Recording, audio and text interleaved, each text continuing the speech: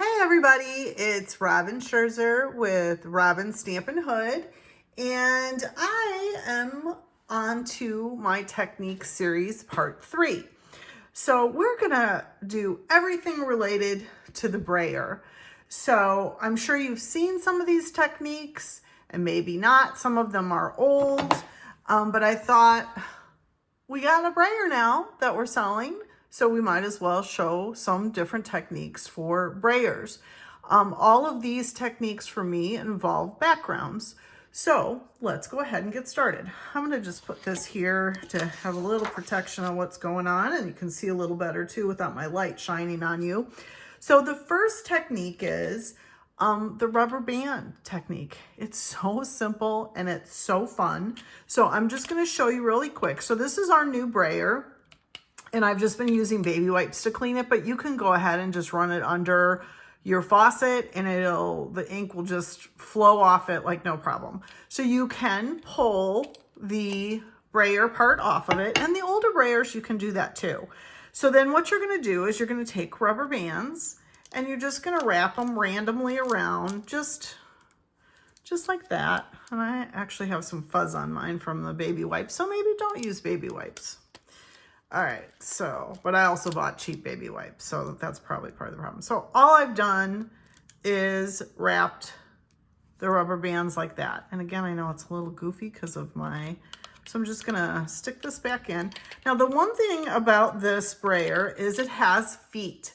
So the feet is so you can set it down. I don't know if you can see that, but so you can set it down on your surface and then it won't touch the surface.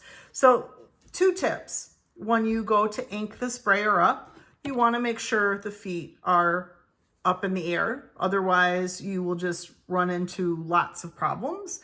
And secondly, you always want to roll in one direction. So let me show you what I mean by that. So I'm going to use Balmy Blue and open my pad. You can see I've been doing lots of inking already. So again, my feet are up in the air, just makes it a little bit easier. See how I'm just rolling in one direction? That's what you want to do. If you went back and forth like this, you'd only get the ink in one place. We want it to ink up everything. So you just want to roll it a couple times, again, one direction. And that goes for when you actually brayer your paper. So you want to go in one direction. So I'm just going to start off my paper and go up. Look at that fun technique.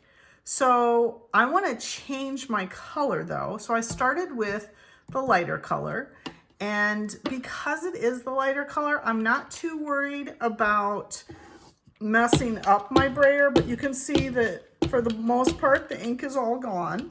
So now I'm going to go to my darker color,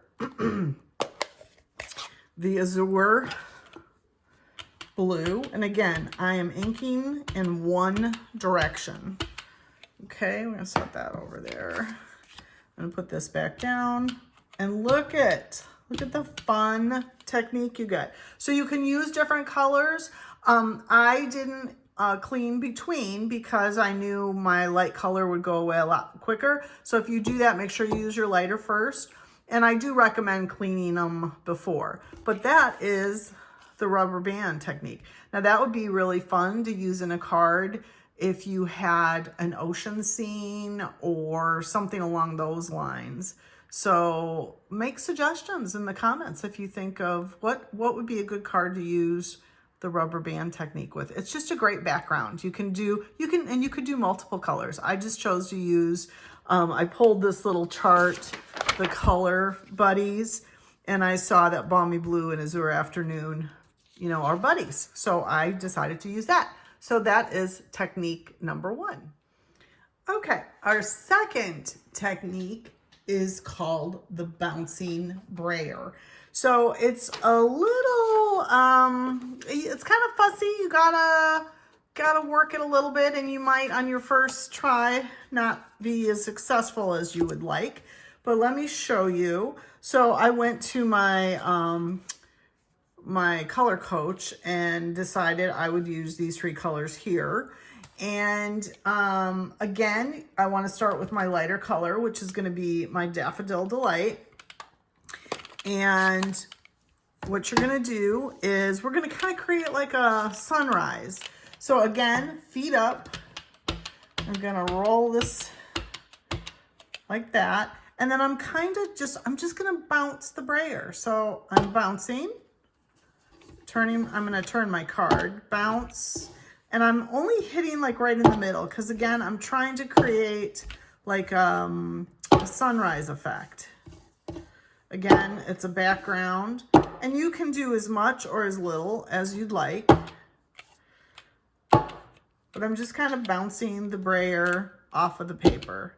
And I don't want to roll it too much because if I roll it too much, I'll show you what happens when you do that. If I bounce, I'm doing that. If I roll, then you get the thicker. So if you want the thicker, then you want to roll just a little bit. So you can see the difference between bouncing and rolling makes it a little bit thicker. I didn't put a lot of ink on that, but you can see the difference there. So again, this is one that, you can see all the ink I have on there. So I want to get that off. And then I'm going to go to the next color, which is going to be my Granny Apple Green. Let me pull that out here. And I'm just going to swipe this really quick with my paper towel just to make sure I don't have a lot of ink residue on there. And I don't, so I should be good. So then I'm going to come back in, feet up with my Granny Apple Green, and I'm going to do the same thing, but I'm going to try to bounce in between where I bounced before. And you do want the brayer, whoops, I kind of went over that one. You do want the brayer to move so you're picking up the, the ink that you've inked. Whoops, see, I rolled and I didn't bounce. So you can see the difference there. So I'm going to go ahead, get the ink off of that, and move on to the next color. And again, I'm just my paper towel's a little damp. I didn't want it too damp. And then we're going to move on to the Melon Mambo. Again, feet up, roll in one direction. The rolling in one direction really is important. Okay, so I'm going to try to bounce between, there we go, between the colors. Again, we're just creating different types of backgrounds with our brayer. Oops, I rolled again there. You can see where I did a little too much movement. And I'm just going to try to fill in some of my blank spots. Oops, I rolled again. So you can see, you got to play with it a little bit to see. And what's nice here is you could take one of your punches. I thought I had one out here, but maybe I didn't. And you could even just create this like a, let's see, did I keep it? Oh, here it is. I had punched out a 1-inch square or circle, and that's where you can cover up, or it could be bigger too. You can cover up the goofiness in the middle if you want to do that, lay your word sentiment across there or whatever you want. So you can easily make it look like, oh, that's kind of cool. So that's pretty easy, in my opinion, to do something like that. All right, so that's the bouncing brayer technique. Okay, this third technique, I don't even know what you would call it. But years ago, we used to have ombre pads that you could have multiple colors.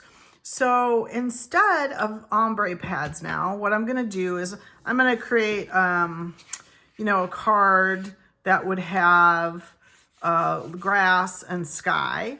So I decided that I'm going to use soft seafoam and pool party.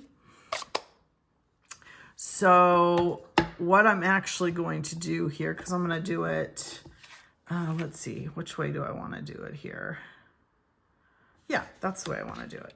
So again, feet up, and we're just going to roll like this. Again, we're rolling one way, right? And you can see we're having a little bit of a line there, which is fine. So what I want to do then is roll here. And because I don't want that line there, what I'm gonna do is I'm gonna roll some on here and fix that line this way. Switch that around. And I do believe it's probably best to have something, I have hard glass under me, which I probably need to change that. I probably should have my, I'm trying to roll out the color if you're wondering why I'm going back and forth. Trying to get that line to go away here. So let's see. When we had glossy paper, it was so much easier to do that. Now, I will say that is not exactly the effect. Maybe I chose the wrong colors, but you can see how you can, instead of using your sponge or your brushes, you're gonna get a more intense color when you do it this way. So we're gonna do a little bit more rolling here. We're gonna do, and go back to doing this. I don't like that line there, but you can always use a strip of paper to help you get that line covered up. So you can see the intensity of the color when you use the brayer. So that is definitely a benefit of it. And like I said, I think glossy paper tends to be a little bit better when it comes to laying that down. So I guess that's called the ombre effect. I don't know. You can name it whatever you want.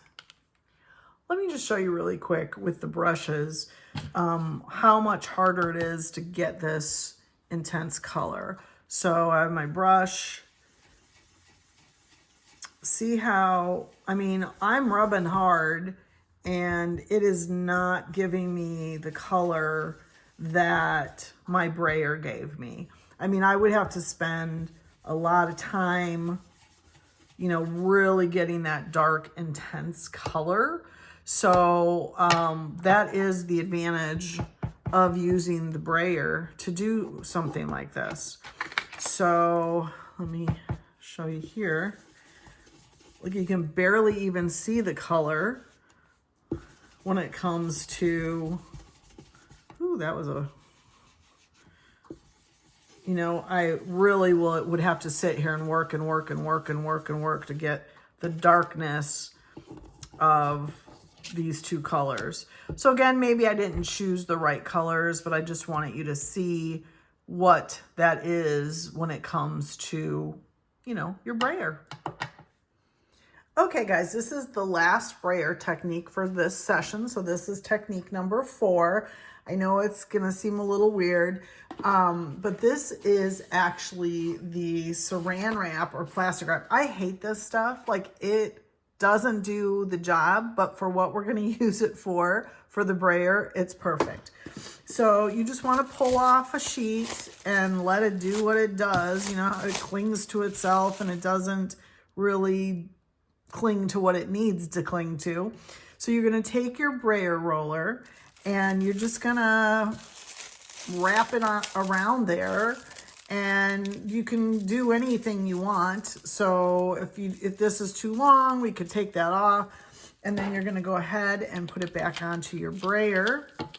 And again, these are just for creating backgrounds. So we're gonna take our paper and we're gonna grab a thing of ink. Let's see, what ink shall we use? How about if we use some Lost Lagoon? All right, we'll grab that. And again, you're only gonna brayer the ink one way, okay? And then let's brayer it onto our paper. Look at that fun background technique. Perfect.